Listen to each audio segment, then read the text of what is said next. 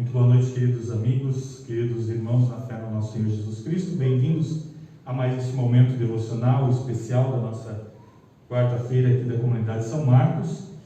São todos muito bem-vindos e junto conosco, presencialmente ou pela internet, nós vamos nos juntar a Deus em louvor ao seu santo nome. Nós vamos nos juntar a Deus em gratidão por tudo que Ele tem feito por nós e também recebermos na sua santa palavra o alimento para as nossas almas. Que o nosso bom Deus nos abençoe neste momento. Os irmãos podem sentar-se. Nós vamos ouvir um primeiro louvor, então, para o início desse nosso momento de devoção.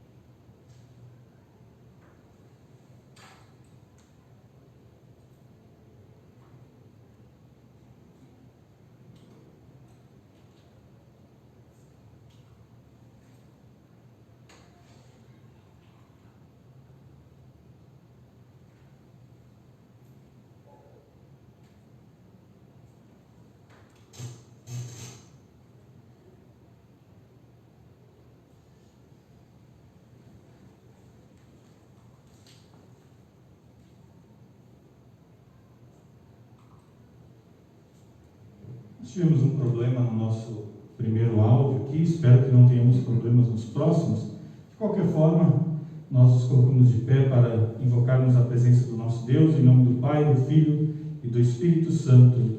Amém. Amém.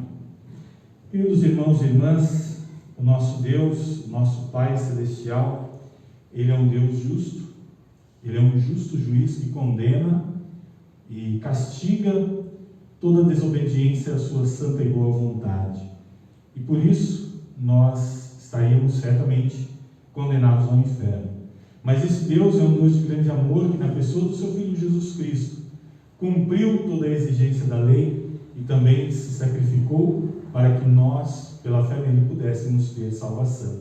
E ele promete perdão e salvação a todos que sinceramente confessam seus pecados e buscam o seu perdão. Por isso, neste momento, nós queremos nos colocar humildemente diante do nosso Deus e fazer a confissão dos nossos pecados. Amado Pai eterno, mais uma vez estamos na Tua presença e reconhecemos que somos pecaminosos, somos pecadores desde o momento em que nós fomos concebidos. Por causa desta nossa condição, todos os dias nós pecamos contra Ti, pecamos contra o nosso próximo, com as nossas palavras, com os nossos pensamentos, com as nossas ações. Esses pecados, Senhor, ofendem a Ti e trazem sobre nós com muita justiça o Teu castigo e abandono, seja nesta vida e pior ainda por toda a eternidade. Por isso, Senhor, humildemente confessamos os nossos pecados, verdadeiramente arrependidos, nos achegamos diante do Teu altar, na Tua presença e Te suplicamos que tenhas piedade de cada um de nós. Por amor do Teu Filho Jesus Cristo, por causa de Sua obra redentora por nós, nos conceda o Teu perdão.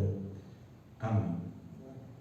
Queridos irmãos e irmãs, a todos vocês que confessaram de forma sincera os seus pecados, que estão verdadeiramente arrependidos, a todos vocês que creem em Jesus Cristo como seu Senhor e Salvador e que querem viver de acordo com a Sua vontade, auxiliados pelo Espírito Santo, eu, como ministro da palavra, chamado e ordenado, anuncio a todos o grande amor do nosso Pai eterno e da parte também por ordem de Jesus Cristo, meu Senhor, perdoa todos os seus pecados. Em nome do Pai, do Filho e do Espírito Santo. Amém. Podem sentar-se, vamos ver se vai rodar o louvor agora.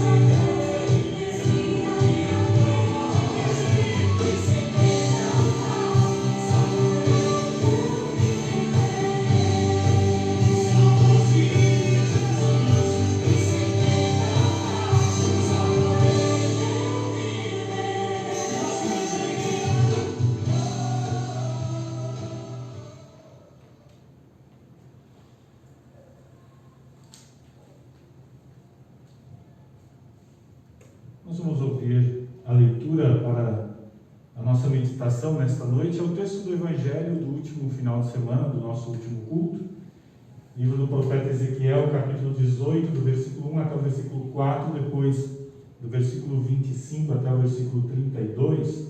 Eu leio direto da projeção. O Senhor me disse o seguinte: por que será que na terra de Israel o povo vive repetindo o ditado que diz: os pais comeram uvas verdes, mas foram os dentes dos filhos que ficaram ásperos? Juro pela minha vida, diz o Senhor Deus, que vocês nunca mais repetirão esse ditado em Israel, pois a vida de todas as pessoas pertencem a mim, tanto a vida do pai quanto a vida do filho são minhas. A pessoa que pecar é que morrerá. Mas vocês dizem: o que o Senhor faz não está certo. Escutem aqui, israelitas.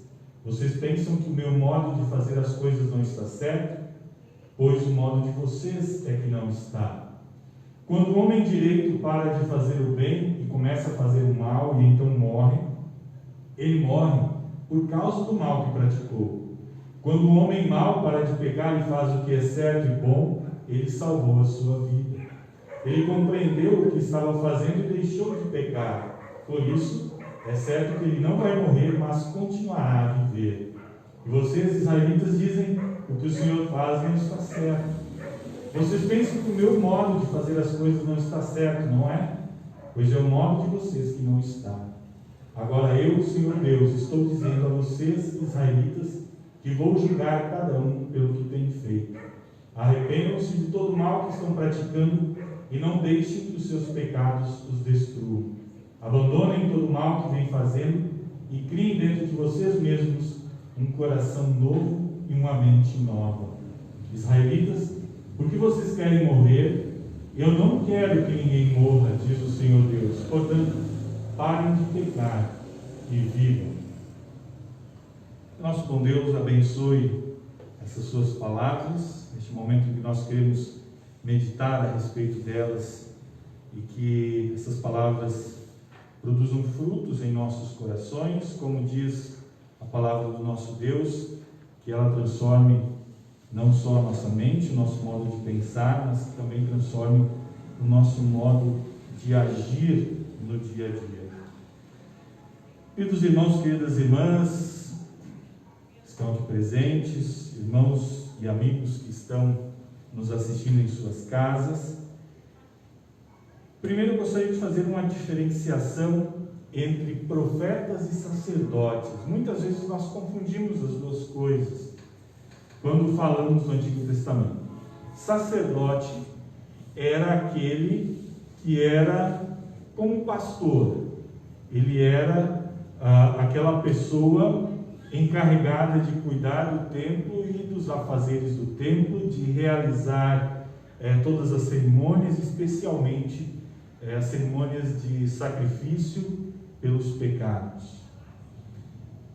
Os profetas eram, digamos, os líderes leigos, pessoas chamadas por Deus, obviamente, pessoas colocadas por Deus para levarem ao povo de Israel uma mensagem específica.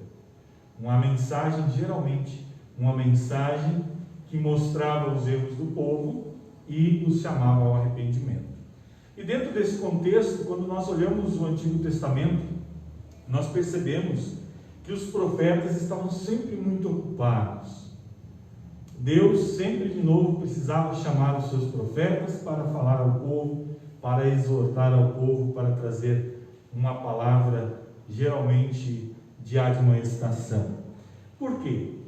Porque o povo de Israel, apesar de ser o povo escolhido por Deus, formado lá desde Abraão, Isaac e Jacó, este povo querido por Deus, este povo que recebeu a grande alegria de ter a palavra de Deus em seu meio, de ter o tabernáculo em seu meio e, de tantas vezes precisar também dos profetas. Esse povo de Deus é um povo muito rebelde.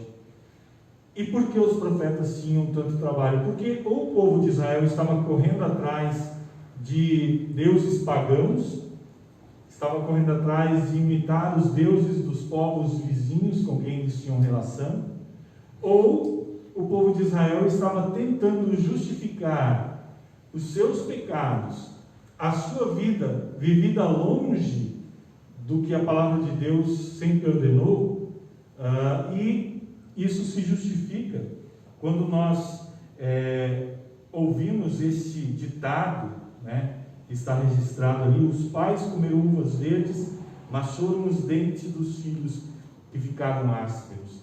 Com esse ditado, o povo de Israel estava tentando justificar o seu mau caminho, as suas más ações, dizendo: olha, a culpa não é nossa, a culpa são dos nossos pais, os antigos fizeram as coisas erradas, então nós não temos culpa, nós simplesmente estamos sofrendo as consequências. O povo de Israel se colocava como vítima para justificar a falta de vontade de seguir a ordem de Deus muito clara e expressa na palavra que ele havia deixado. O povo vinha repetindo esse provérbio já há muitos séculos. Esse provérbio já estava desgastado e, obviamente, com ele, querendo justificar suas faltas, eles também queriam tentar escapar do castigo de Deus. Esse também era principalmente o grande objetivo. E o povo de Israel, que estava ouvindo o profeta Ezequiel, eles estavam sentindo o castigo de Deus sobre eles como povo de Israel, porque eles estavam exilados na Babilônia. Os babilônicos foram lá, dominaram o povo de Israel, os levaram como escravos, onde eles viveram 70 anos sob escravidão. E eles queriam também justificar que, esse sofrimento que eles estavam passando como povo, eles não tinham culpa, porque afinal de contas a culpa era sempre dos antepassados, dos mais antigos. O povo de Israel queria se justificar, o povo de Israel queria se livrar do castigo de Deus, mas também o povo de Israel não queria assumir o papel dele como povo de Deus. E qual era este papel? Era ser luz do mundo, era ser um povo onde os outros povos pudessem olhar e enxergar o Deus verdadeiro. E isso exigia do povo que esse povo fosse santo. Lá em Levíticos, Deus diz assim: sejam santos, pois eu, o Senhor, sou santo. Eu os separei dos outros povos para que vocês sejam somente meus. Então eram 3 objetivos: tirar a culpa de si, dos pecados, jogar nos antepassados, com isso tentar se livrar do castigo de Deus e não assumir esse privilégio que Deus deu a este povo de ser o seu povo, de ser santo como o seu Deus é santo. No Novo Testamento, nós encontramos na primeira carta de Pedro um texto que faz o mesmo chamamento, não agora ao povo de Israel, mas ao novo Israel, à nova igreja. E ele diz assim: pelo contrário, sejam santos em tudo o que fizerem, assim como Deus que os chamou é santo, porque as Escrituras Sagradas dizem: sejam santos, porque eu sou santo. E aí Pedro cita então o texto do Antigo Testamento. Pedro, ele escreve esta carta, sua primeira carta, e dirige a pessoas, originalmente aos primeiros cristãos. O Jesus havia ressuscitado, subido aos céus, os discípulos começam a pregar o Evangelho, a boa nova, a boa notícia de que as promessas de Deus feitas ao seu povo lá no Antigo Testamento haviam se cumprido na pessoa de Jesus. E o apóstolo Pedro, ele fala de pessoas que viviam em certa ignorância, porque ou nasceram e foram criados dentro de religiões pagãs, ou nasceram e foram criados dentro do judaísmo, que já há muito tempo havia perdido a característica de ser povo de Deus, porque havia transformado o judaísmo numa religião humana cheia de novas regras. Então aquelas pessoas, elas eram ignorantes nesse sentido, porque não conheciam qual era verdadeiramente a vontade de Deus para as pessoas, e como Deus havia cumprido a sua promessa na pessoa de seu filho Jesus Cristo. E o apóstolo Pedro diz: olha, vocês viviam uma outra vida, vocês estavam longe do Evangelho, vocês não conheciam essa boa notícia, mas agora vocês conhecem. E este Evangelho necessariamente deve mudar a vida de vocês, e vocês devem buscar viver de acordo com a boa e santa vontade de Deus. E essas palavras escritas há tantos séculos para pessoas numa situação tão diferente, onde o cristianismo estava simplesmente começando, elas também foram dirigidas a nós hoje que vivemos no ano de 2020, onde o cristianismo hoje, graças ao bom Deus, é a maior religião, ainda é a maior religião do mundo, onde nós temos o conhecimento e temos a liberdade de estudar essa palavra e ouvimos sempre, todo dia de novo, a respeito da boa notícia da salvação em Jesus Cristo. Nós, cristãos, nós, seres humanos deste nosso século, somos pessoas que conhecemos essa mensagem, conhecemos a nossa condição de termos já sido concebidos no pecado e nascermos na escuridão do pecado, e muitas vezes vivermos na escuridão do pecado, e sabemos que Deus, em seu grande amor, nos chamou, nos tirou da escuridão do pecado e nos trouxe para a maravilhosa luz de Cristo. Esse nosso Deus, como nós já dissemos no início, na confissão, como um juiz justo, tinha todo o direito de nos mandar para o inferno, porque somos seus inimigos, por sermos pecadores. Esse Deus, Ele, em seu grande amor, nos abraça, nos adota como seus filhos, e Ele nos dá a sua palavra, que nos mostra como nós devemos viver, que nos mostra que nós, como bons filhos, devemos ser imitadores do nosso Pai, sermos santos como nosso Pai é santo. Mas como ser santo? Como não nos apresentar diante de Deus com os nossos pecados? Será que é possível?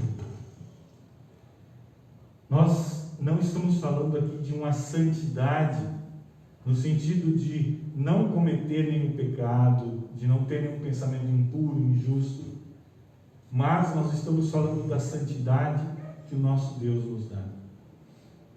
Porque se nós formos buscar ser santos por nós mesmos, a lei nos exige isso.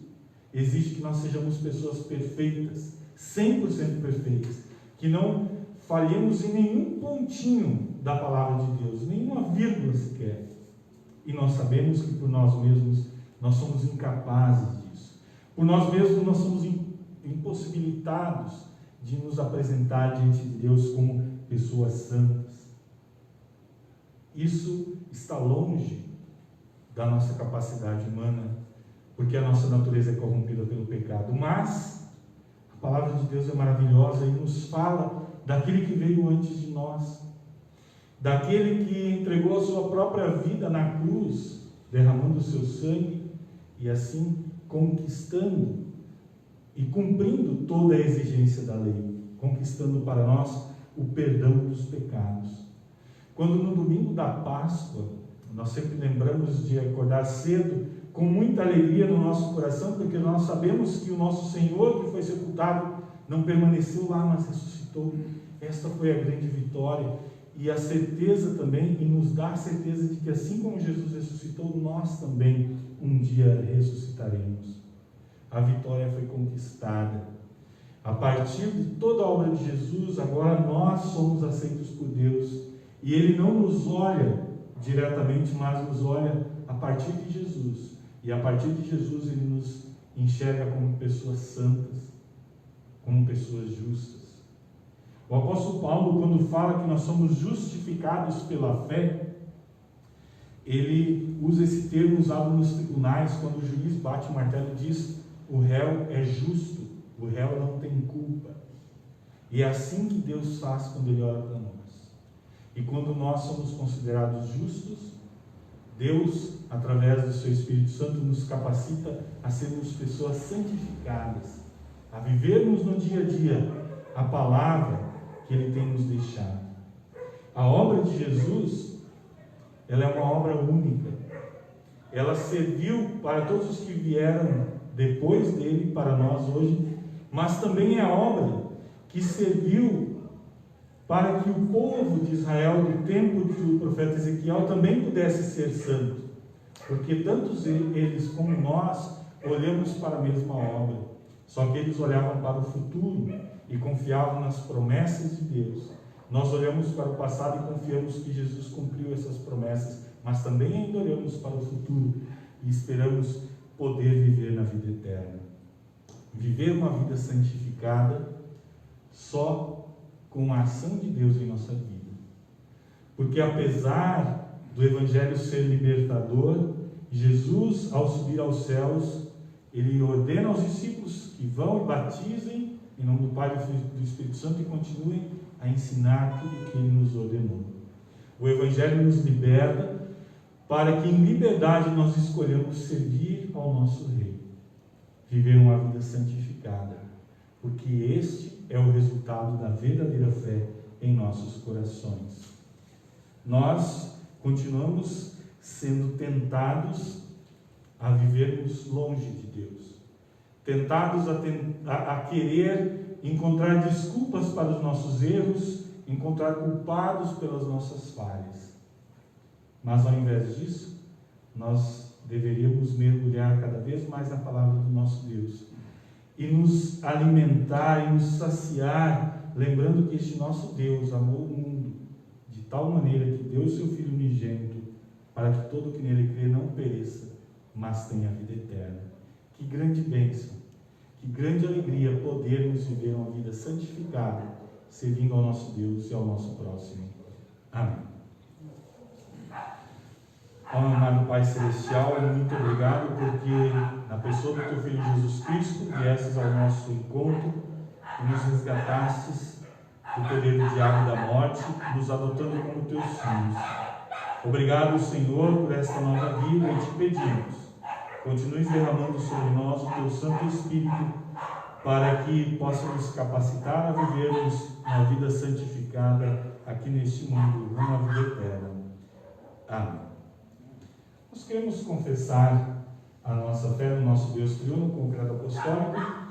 Creio em Deus Pai Todo-Poderoso, Criador do céu e da terra, e em Jesus Cristo, seu único Filho, nosso Senhor, o qual foi concebido pelo Espírito Santo, nasceu da Virgem Maria, padeceu sob Pôncio Pilatos, foi crucificado, morto e sepultado, desceu ao inferno, no terceiro dia ressuscitou dos mortos, subiu ao céu e está sentado à direita de Deus Pai Todo-Poderoso, donde há de vir a julgar os vivos e os mortos.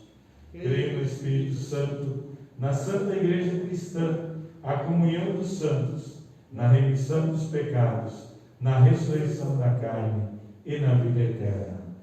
Amém. Podemos nos sentar? Nós vamos agora, acredito que vai funcionar a música, ali acho que eu descobri o problema. Vamos ouvir então mais um louvor.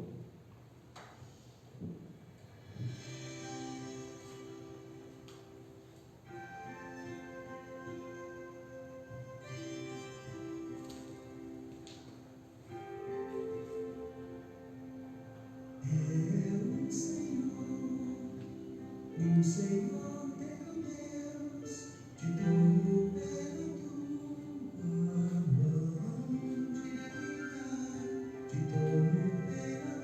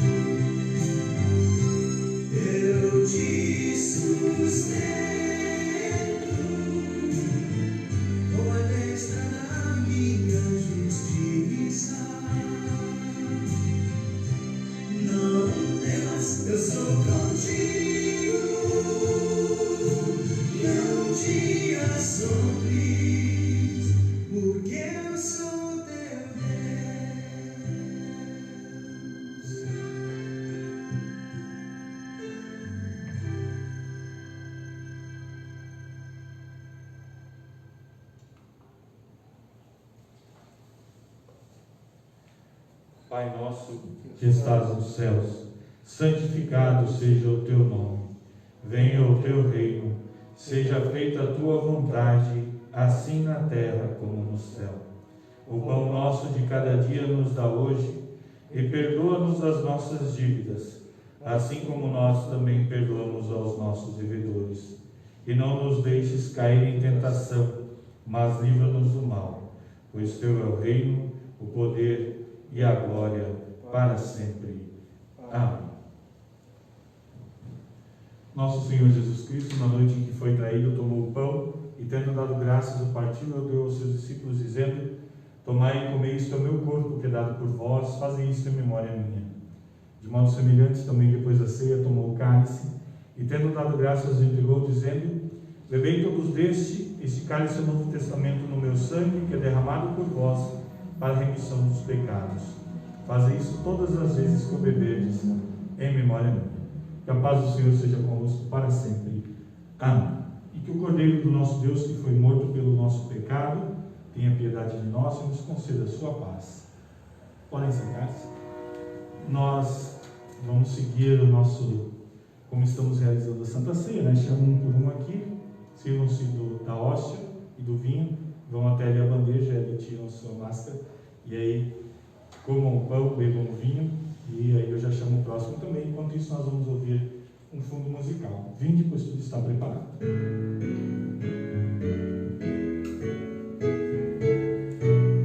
Maria, seja bem-vinda, Senhor, sirva-se do verdadeiro corpo e sangue de Cristo, dado e derramado para o perdão dos seus pecados.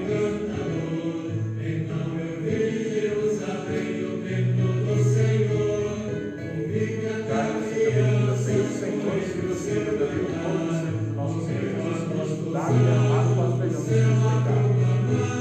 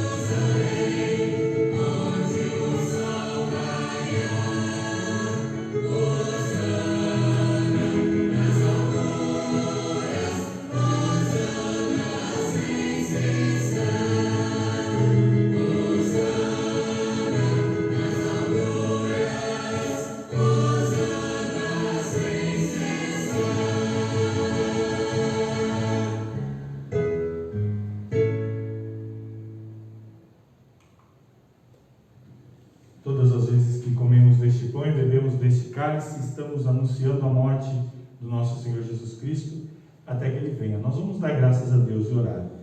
Amado Pai Celestial, nós te louvamos porque mais uma vez nos deste a oportunidade de recebermos a Tua ceia.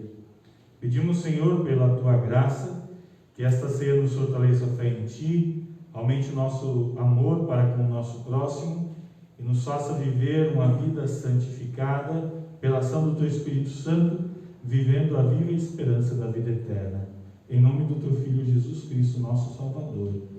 Amém. Recebam todos a bênção do Senhor. O Senhor te abençoe e te guarde.